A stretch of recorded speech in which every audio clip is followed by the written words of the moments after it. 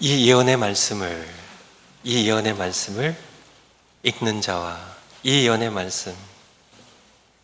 말씀이 뭐예요? 이 예언의 말씀이 정확하게는 요한계시록이고요. 요한계시록에 있는 하나님의 예언의 말씀이고요. 요한계시록을 포함하여 넓게 보면 하나님의 말씀이 담겨있는 모든 성경을 가리킵니다. 성경을 읽고 듣고 지키십시오. 그러면 복 있는 사람이 될 것입니다. 성경을 어떻게 하라고요? 읽고 듣고 지키세요. 아시겠죠? 세상에는 많은 책들이 있잖아요. 좋은 책들도 많고요, 시시한 책들도 많고요. 세상에 많은 책들이 있지만은 다 관건입니다. 하나님의 말씀이 담겨있는 유일한 책, 성경을 읽고 듣고 지키십시오. 그리하면 여러분들이 복 있는 사람이 될 겁니다. 첫 번째, 무엇을 읽으라고요? 성경을요. 무엇을 들으라고요? 성경을요. 무엇을 지키라고요? 성경을요. 왜 성경인가요? 성경은 하나님의 말씀이니까. 그리고 디모데후서 3장에 보면 우리에게 구원을 줄 수 있는 능력이 있는 유일한 책이기 때문에. 두 번째, 읽고 들으라. 이 예언의 말씀을, 성경을 읽고 들으라. 성경을 읽고 들으시면 복이 있습니다. 누가복음 16장 27절. 누가복음 16장에 보면 거지 나사로와 부자의 비유가 나와 있어요. 둘 다 죽었습니다. 둘 다 죽었는데 거지 나사로는 천국에 갔고 부자는 지옥에 갔어요. 부자와 아브라함과의 대화예요. 27절에 보면 가로되 그러면 구하노니 아버지여, 나사로를 내 아버지 집에 보내소서. 내 형제 5이 있으니 저희에게 증거하게 하죠. 저희로 이 고통받는 지옥에 오지 않게 하소서. 아브라함이 가로되 저희에게 모세와 선지자들이 있으니, 모세와 선지자들은 모세 오경과 선지서들, 구약 성경을 가리킵니다. 이미 그들에게 네 형제 5 형제에게 모세와 선지자들, 그들의 글이 담겨있는 구약 성경이 이들에게 있으니 그들에게 들을지니라. 이 성경을 통해 들을지니라. 가로되 부자의 답입니다. 그렇지 않습니다. 아버지 아브라함이요, 그렇지 않습니다. 만일 죽은 자에게서 누가 죽었다가 이 거지 나사로가 죽었는데 우리 형제들이 다 보고 아는데 죽은 자 가운데서 저에게 살아서 가는 자가 있으면 회개하리이다. 가로되 결론입니다. 모세와 선지자들에게 듣지 아니하면 비록 죽은 자 가운데서 이 거지 나사로가 살아난다 할지라도 고난을 받지 아니하리라. 이 말씀에 예수님 주신 분명한 메시지를 여러분들이 아시겠죠? 이 시대에는요, 죽은 사람이 살아나는 거 그 정도가 아니라도 중병에 걸렸다가 어떤 분이 기도했더니 벌떡 일어났어요.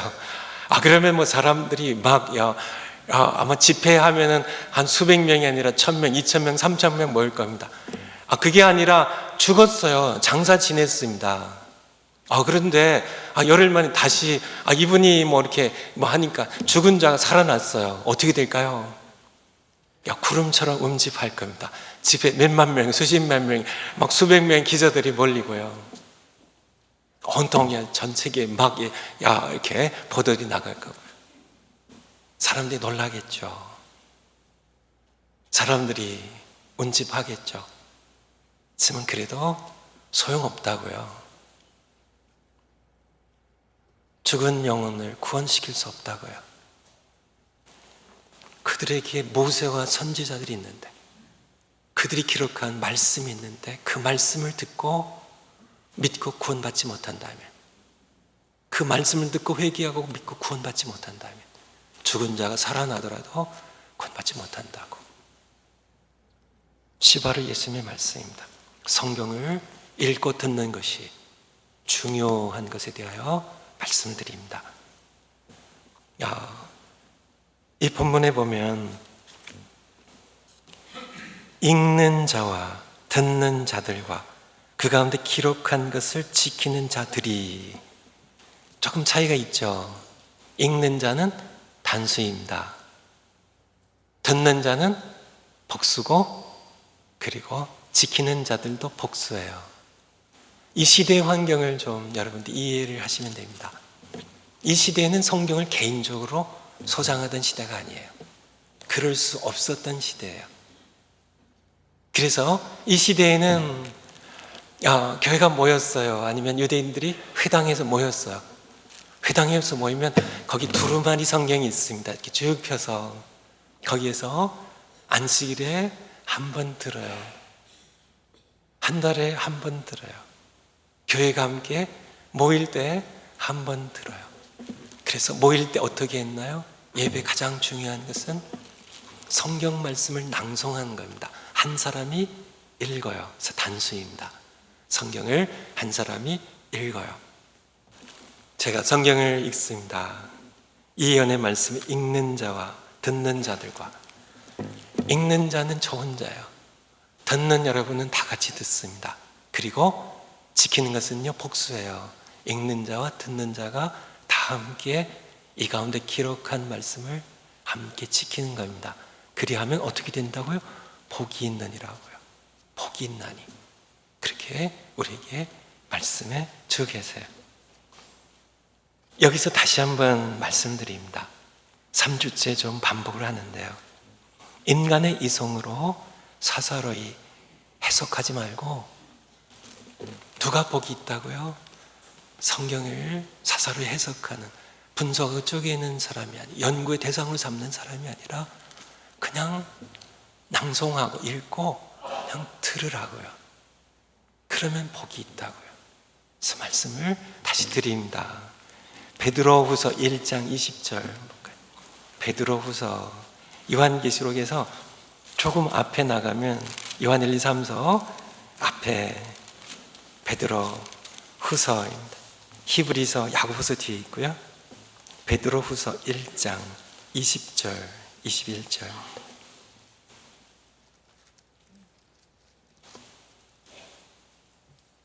베드로후서 385면 베드로후서 1장 20절.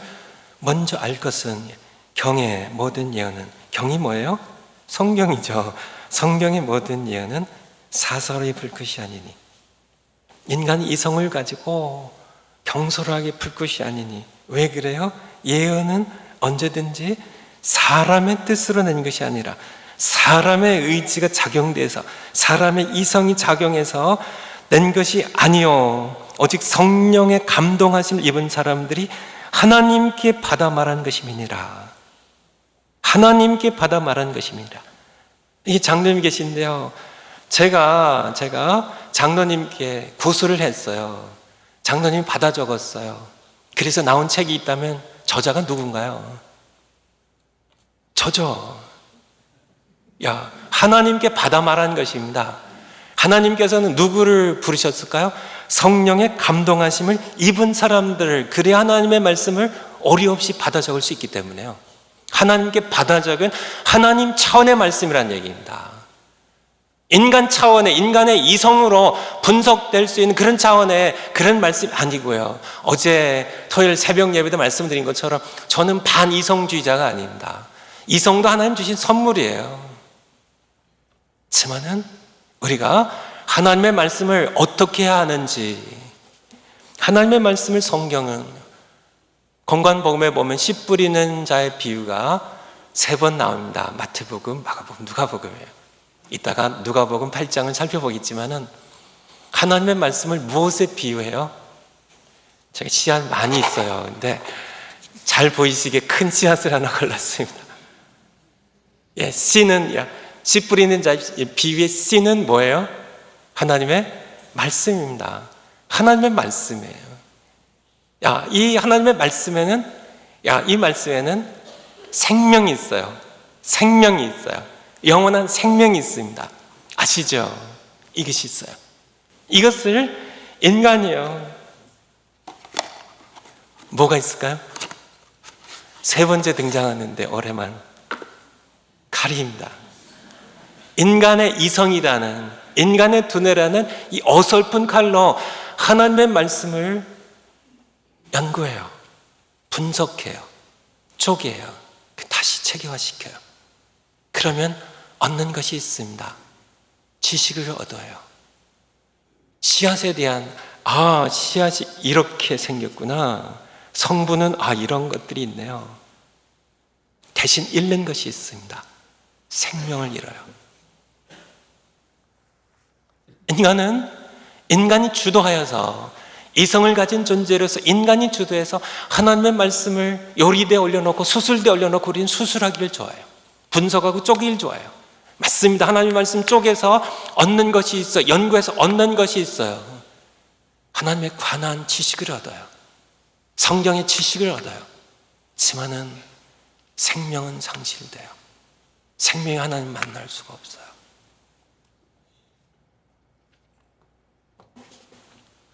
말씀을 드리는데요, 공부하는 것. 목사님, 공부하는 것 그러면 다 반대하는 겁니까? 아니에요.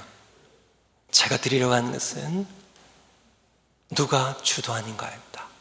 누가 주도하는가? 공부를 누가 주도하는가? 주도할 때 인간의 이성을 절대화시키는 인본주의의 참 모습입니다. 우리가 하겠다는 겁니다. 인간은 우리가 판단하고 우리가 지식 얻어내고 우리가 분석하고 우리가 얻어내겠다는 것이 누가 주도하는가입니다. 참 어설픈 칼에 불과한 인간이 그 이성을 가지고 인간이 주도하는 그러한 성경 공부는 노입니다. 절대적으로 노예요. 지식은 얻어도 생명을 죽입니다. 성령이 주도하게 하셔야 돼요.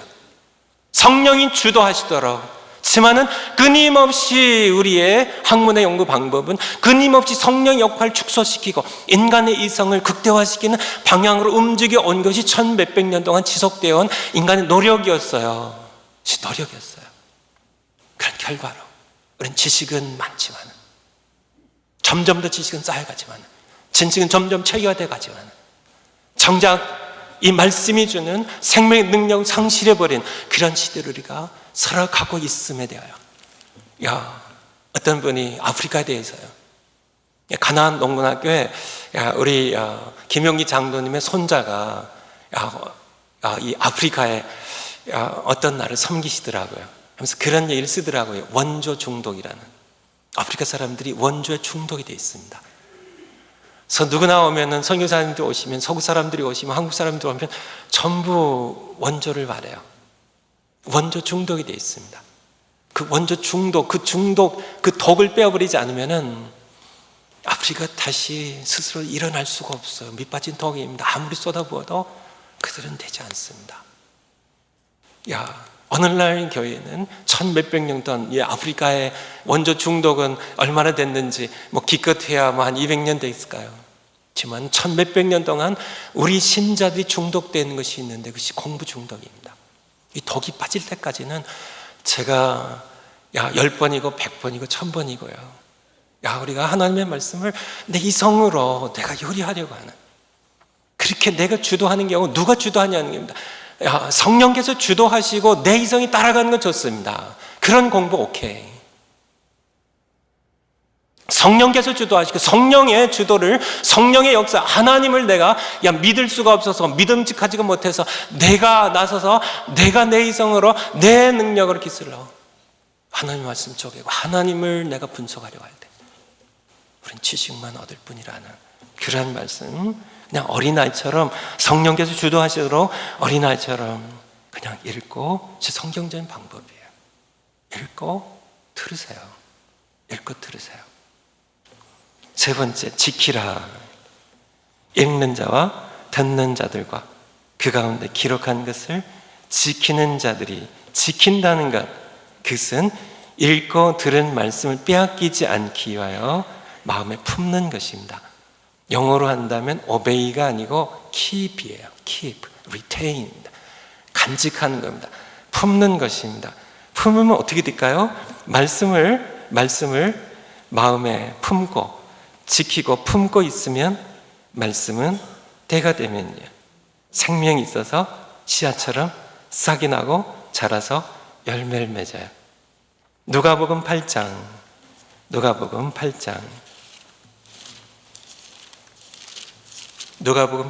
빼앗기지 않고 지켜야 됩니다. 누가복음 8장 4절부터 보면 씨 뿌리는 자의 비유가 나옵니다. 씨 뿌리는 자의 비유.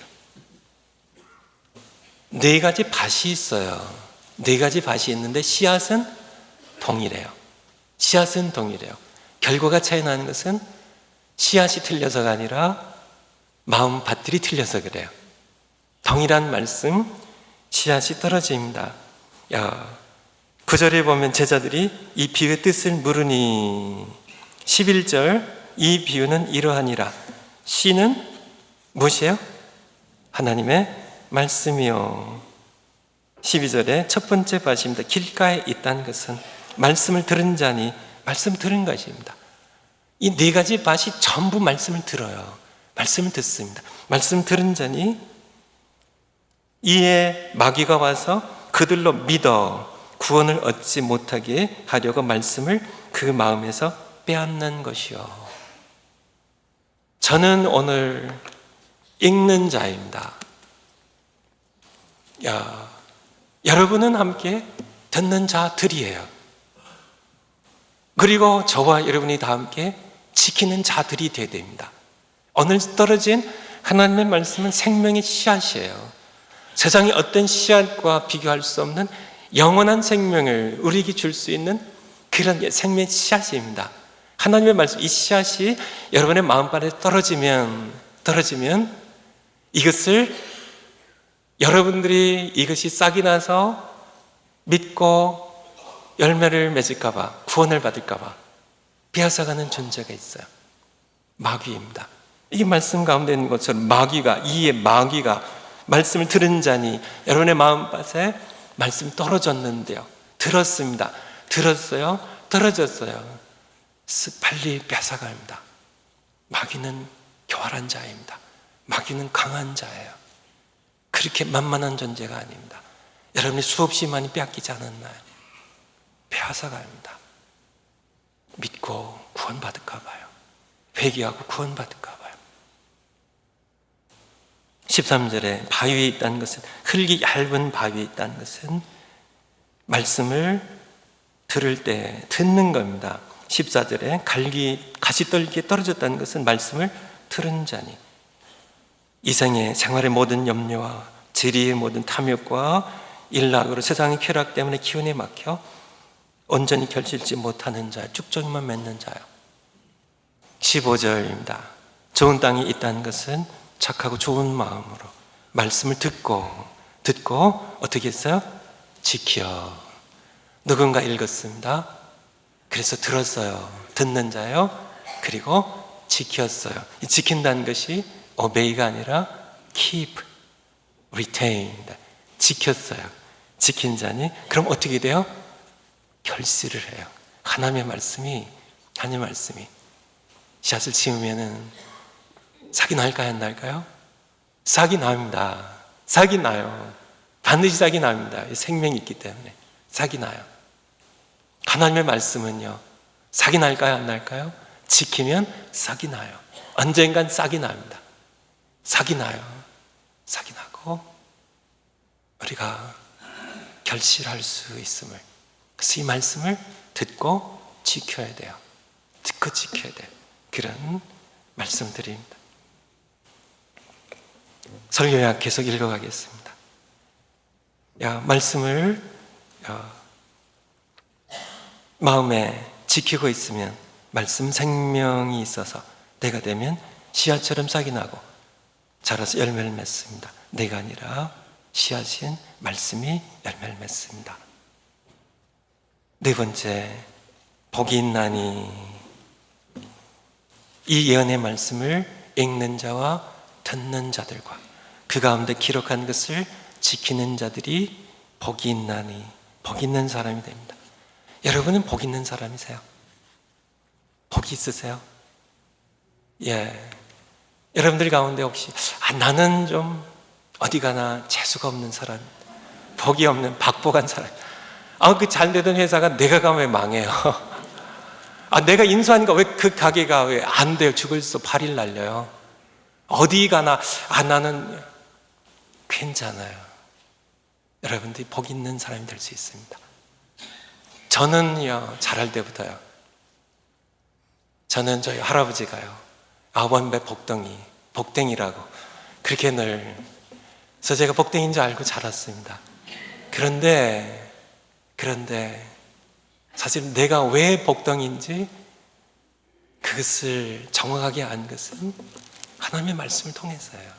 내가 정말 복 있는 자인 것은 하나님의 말씀을 읽는 자가 되고 듣는 자가 되고 그 가운데 기록한 것을 지키는 자가 되기 때문에 내가 복 있는 자임을, 여러분들이 복 있는 자가 되기 원하시나요? 성경을 읽고 여러분들이 자녀들 앞에서 읽으세요. 자녀들이 듣고 복 있는 사람이 될 겁니다. 목장에서 읽고 들으세요.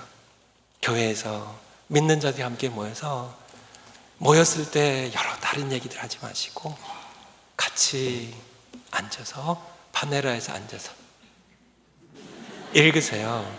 들으세요. 여러 가지 얘기들 시간 낭비입니다. 별 의미 없고 그런 시간들 보내지 마시고 복 있는 사람이 됩니다. 복 있는 사람이. 복 있는 사람 하면 생각나는 성경이 있는데요. 시편 1편입니다. 아시죠? 시편 1편 한번 찾아보겠습니다. 시편 1편. 시편 1편 어떻게 시작해요? 복 있는 사람은 복 있는 사람이에요. 악인의 길을 쫓지 아니하며 죄인의 길에 서지 아니하며 오만한 자의 자리에 앉지 아니하고, 아닌 것이고요. 복 있는 사람이 아닌 것이고, 그런 사람들은 다 복 있는 사람들이 아니고 따라간 사람도 복 있는 사람이 아니고요. 복 있는 사람의 정체는 오직 여호와의 율법을 즐거워하여 그 율법을 주하러 묵상하는 자로다. 복 있는 사람은 누구라고요? 여호와의 율법을 즐거워하여 그 율법을 주하러 묵상하는 자로다. 여기서 묵상이라는 단어를 여러분들이 조금은 잘 이해를 못한다 싶어서요. 여기서 묵상은 이 시대의 배경을 다시 말씀드리면, 시편 1편이 쓰여진 이 시대는 성경을 개인적으로 소장한 시대가 아닙니다. 성전이 있을 때에는, 불타지 않았을 때는 성전에서요. 포로 후 시대에는 회당에서요. 주로 가면은, 안식일에 가면 뭘 할까요? 가장 중요한 것이 성경을 낭송하는 겁니다. 성경을 읽어요. 거기에 가야 두루마리 성경이 있어요. 성경을 읽습니다. 한 사람이 서서, 회당장이 서서요. 그 시대에 이끌어간 분이 선지자가요, 사도가 서서 두루마리 성경을 읽습니다. 복음서를 읽고 사도들의 서신서를 읽어요. 읽으면 듣습니다. 듣고 돌아와요. 들은 이 말씀을 마음 가운데 지키는 것입니다. 간직하는 것. 빼앗기지 않으려고 이 읽고 들려준 말씀을 내 마음 가운데 빼앗기지 않으려고, 잃어버리지 않으려고 되새기는 것이 묵상이에요. 오늘날의 큐티와는 핀트가 좀 다릅니다. 성경이 늘 이 시대에는 그런 목사님, 성경이 늘 있으니까, 그 시대는 성경이 없었으니까 그렇게 하고, 이 시대는 늘 있으니까 꼭 읽고 들고 지킬 필요 없지 않아요, 이렇게 생각할 수 있겠죠. 하지만은 아닙니다. 그 반대예요. 오늘날 시대는 성경이요, 하나님의 말씀, 생명의 씨앗이 담겨있는 종류된 성경책이 우리에게 있어요. 이 책이 늘 내 옆에 있기 때문에요. 언제든지 내가 펴서 살펴볼 수 있기 때문에 우리는 참 이 책을 옆에 두고서 늘 내 마음 가운데 참 하나님의 말씀 이 책에 담겨 있는데요, 이 하나님의 말씀을 내 마음에 간직하지 않는다는 얘기예요. 과거에는 이 성경책을 소장하지 못했어요. 회당에 가서 일주일에 한 번 들었어요. 뭐 한 달에 한 번 들었어요. 그렇기 때문에 그들은 우리보다 10배가 아니라 100배 이상 그들은 귀를 기울여 들었어요. 읽을 때 그들은 그렇게 할 수밖에 없었기 때문에 우리보다 100배 이상의 1000배 이상의 목마름을 가지고 하나님의 말씀을 사모함으로 갈급하여서 에스라 시대에도 마찬가지고요, 요시야 시대에도 마찬가지고, 그들은 그렇게 사모한 마음으로 읽을 때 어떤 한 사람이 읽는 자와 읽을 때 듣는 자들이 함께 귀를 기울여 사모함으로 목마음으로 들었어요. 이 들은 말씀을 우리가 이것을 잃어버리지 않게 하여 마귀에게 빼앗기지 않게 하여 이것을 지켜내는 그것이 바로 묵상입니다.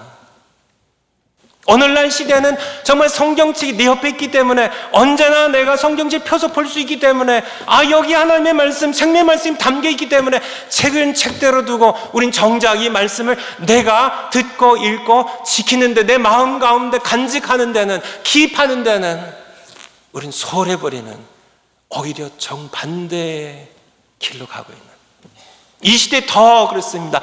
더 우리는 읽고 듣고 지키는 것, 이 말씀 마음 가운데 내가 간직하고 지켜내어서 이것으로 인내로 결실하는 그러한 것이 우리에게 더 필요한 시대가 되었다는 얘기입니다. 복 있는 사람이 되기 위해서 묵상하고, 복 있는 사람은 어떤 사람이에요? 읽고 읽는 자와 듣는 자들과 그 가운데 기록한 대로 지키는 자들이 복이 있어요. 복 있는 사람은 이런 사람들이 아니라, 복 있는 사람은 오직 여호와의 율법을 즐거워하여 그 율법을 주야로 묵상하는, 그 읽고 틀린 말씀을 마음 가운데 간직하는. 그래서 이 말씀이 시편 1편 3절에 보면 어떻게 되나요? 그는 시냇가에 심기운 나무 같아서요. 시절조차 어떻게 한다고요? 과실을 맺으며. 하나님의 말씀은요, 여호와의 율법, 하나님의 말씀은 싹이 나요. 과실을 맺어요. 아시나요? 악인은 그렇지 아니하며, 악인에 관한 얘기입니다. 악인은 바람에 날리우는 겨와 같다고요. 죽정이 겨와 같다고. 심판을 가리킵니다. 심판의 바람을 견디지 못해요. 죽정이입니다. 악인은 열매가 없어요.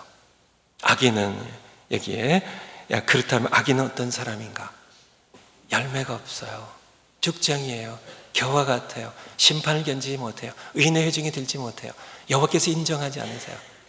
그의 근본은 뭔가요? 여호와의 율법을 즐거워하지 않습니다.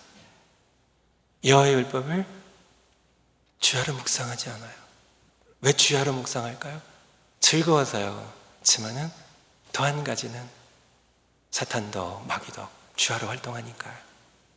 우린 주야로 묵상하는, 이 말씀을 지켜내는, 그럼 말씀이 내가 열매를 맺는 게 아니라 말씀이 열매를 맺는 겁니다. 내 안에서, 내 삶에서, 내 마음밭에서 말씀이 열매를 맺어요.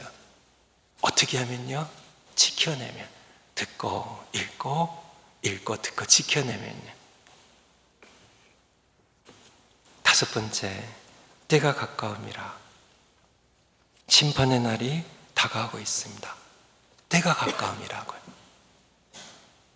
왜 우리가 하나님의 말씀, 성경을 읽고 같이 듣고 이 말씀을 지켜내야 될까요? 때가 가까워서 그래요. 심판이 다가오고 있습니다. 개인적인 종말로 죽음이 다가오고 있고요, 우주적인 종말로 하나님 심판날이 다가오고 있어요. 개인의 죽음이 여러분의 죽음이 현실이에요. 다가오고 있어요. 피할 수 없습니다. 마찬가지로 우주적인 종말로 저의 심판날이 다가오고 있습니다. 저의 신앙과 저의 목회에 두 개의 기둥이 있는데요. 하나는 창조자 하나님 살아계시다는 겁니다.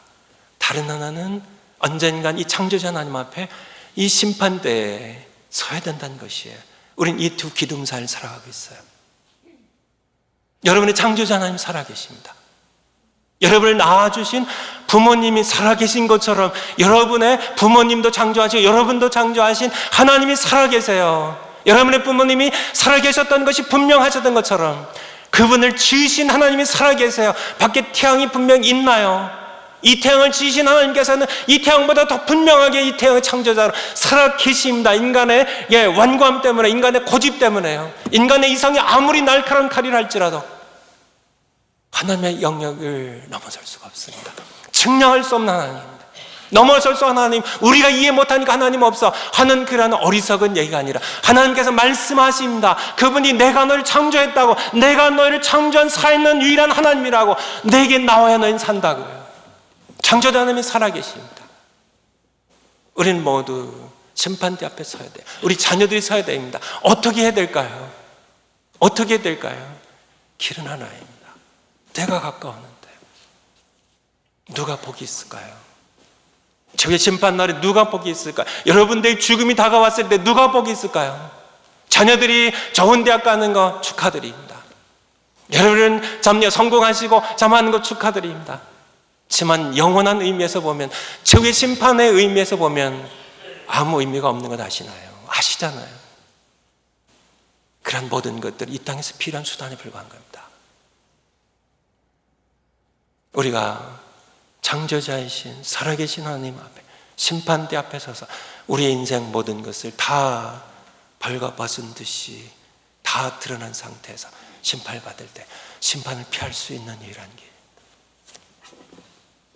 하나님의 말씀을 읽고 듣는 자들이 되고 지키는 자들이 되십시오. 그러면 복이 있습니다. 복 있는 사람이에요. 심판을 견디고 심판을 면하고 열매 맺는 삶을 살고 의인의 회중입니다. 여호와께서 인정하시는 의인의 회중에 들어요. 그러한 복을 얻기 위하여 여러분들이 성경을 읽는 겁니다. 숙제, 성경 일독반에 속하여 150개에서 200개 정도의 성경 일독반을 우리 여러분들 전체를 상대로 하여 편성하려고 그래요. 거기에 여러분들이 오늘 주부에 넣어드린 성경 일독반, 성경 일독 그룹, 통독 그룹 참가 신청서에 오늘 여러분들 앞에 펜들 다 꽂혀져 있죠. 어제 우리 장로님들이 헤매고 다니시면서 다 끌어모 사다가 넣어드린 겁니다. 또 교회에 있던 것도 다 합쳐서요. 그래서 1분 30초짜리 동영상이 준비가 되어 있는데요. 그거 본 다음에 함께 작성을 하고 제출하는 시간을 갖겠습니다. 내년 새해를 전교인 성경 일독의 해로 정했습니다. 우리 어린 아기로부터 우리 노년의 부모님들에게까지 다 함께 모두 성경 읽는데 하나가 될 겁니다. 자, 여러분들 가운데 이 에스라 시대의 레위 사람들이 했던 역할을 감당할 분들을 임명하려고 했다. 자신에게 하나님의 말씀을 읽고 듣는 갈급한 목마름이 있는 영적으로 살아계신 분들이 성경 일독 소그룹 리더들이 되신 겁니다. 나도 갈급함도 있고 읽게 만든 겁니다. 하나님께서 어떻게 우리에게 목마름으로 하나님의 말씀을 읽을 때 이 말씀 통해는 우리를 찾아오셔서 어떻게 우리를 하나님을 만나게 하시는지 도우시고 설문지에 써주시 바랍니다.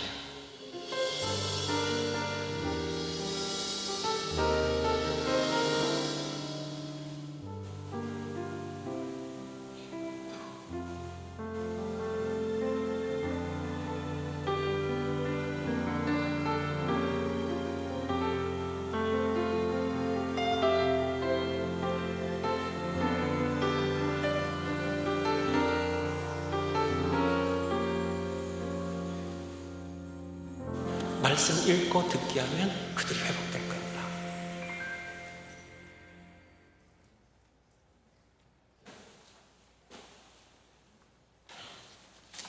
전교인 성경 일독 참가 신청서 다 꺼내시고요. 펜을 다 뽑으셔서 이름을 써주세요. 이름을 써주세요.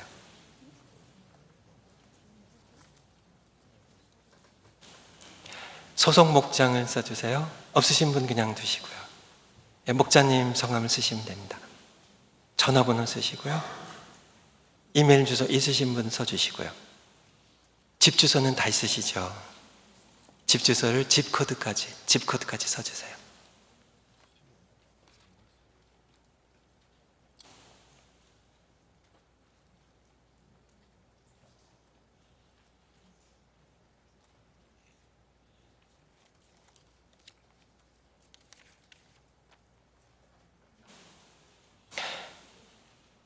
연령대 30세 미만이신 분 동그라미 치시고, 30대이신 분 39세까지 동그라미 치시고, 40대, 50대, 60세 이상, 그리고 애녹병원에 속하신 분들은 애녹병원에 동그라미 해주세요. 거기 참가 신청서입니다. 그리고 그 밑에는 성경 일독반 소그룹 리더 모집을 위한 설문입니다. 너무 걱정하지 마시고요. 성령께서 인도하지 않으시면 임병 안 되니까 걱정하지 마시고요. 첫 번째, 세례를 받았습니까?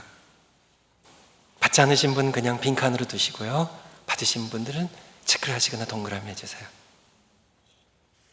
세례 받은 게 기억나시면 써주시고요. 두 번째, 신구약 성경을 통독한 적이 있습니까? 창세기부터 요한계시록까지 그냥 무식하게 통독을 한 적이 있으신가? 왜냐하면 성경 통독하는데 통독도 한 번 안 해본 분이 성경 통독 리더 하면은 안 될 것 같아서요.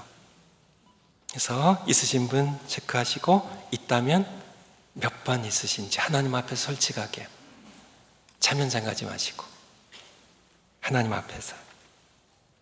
세 번째, 하나님의 말씀에 대한 목마름 혹은 읽는 즐거움이 있습니까?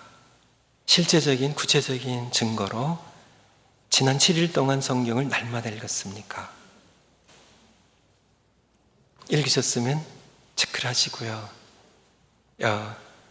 며칠 읽었는지, 여기에는 교대를 하신 분들도 포함됩니다.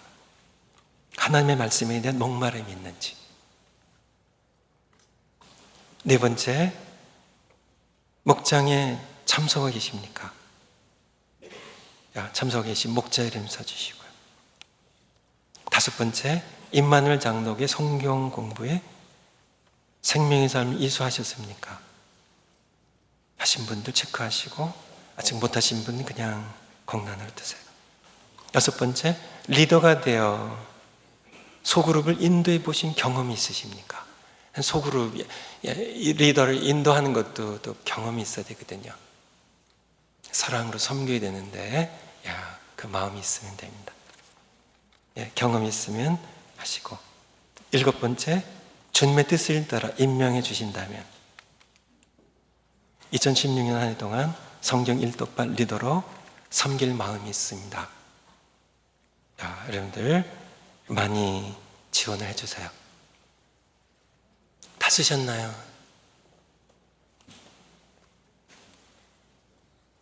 쓰셨으면 왼쪽에서 저쪽, 여러분의 오른쪽에서 왼쪽으로 이렇게 쭉 걷어주세요.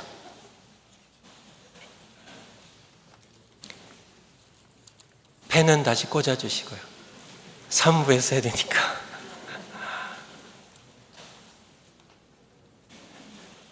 일독반 리더는 목회 편지 쓴 것처럼 딱 두 가지만 하면 됩니다. 자신이 즐겁게 읽으면 돼요.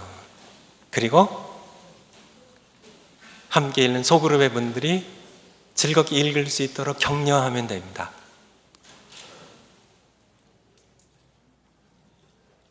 다 제출해 주세요.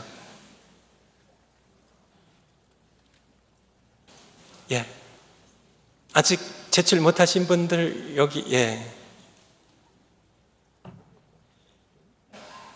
한번 제출 아직 못하신 분들 한번 들어주실래요?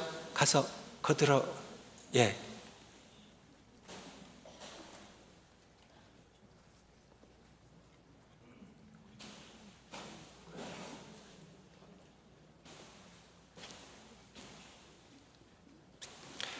학개서에 보면 그 말씀이 제게 자꾸 다가오더라고요. 학개서에 보면 성전이 건축되다가 중단이 됐어요. 그 위협들이 있고 방해들이 있어서. 근데 하나님께서는 학개 선지자를 통하여 말씀하셨어요. 다시 무너진 성전을 다시 재건하는 거로. 그때 말씀을 보면 하나님께서 학개 선지자가 말했을 때 하나님께서 백성이 지도자들과 백성의 마음을 어떻게 하셨다고요? 흥분시키셨다고요. 흥분시키셨다고. 하나님께서 이번에 저희 교회 성경 일독을 함께 하면서 우리의 마음을, 성도님들의 마음을 지금 감동시키시고 흥분시키고 계세요.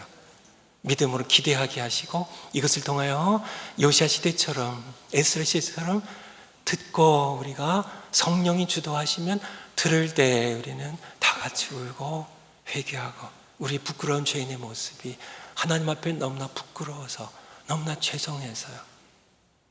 우리는 함께 다 같이 울고 함께 부흥을 경험하는 2016년이 되도록 성령께서 주도하시는 성경 읽기라면 성령께서 회개와 부흥으로 우리를 이끌어 가실 겁니다.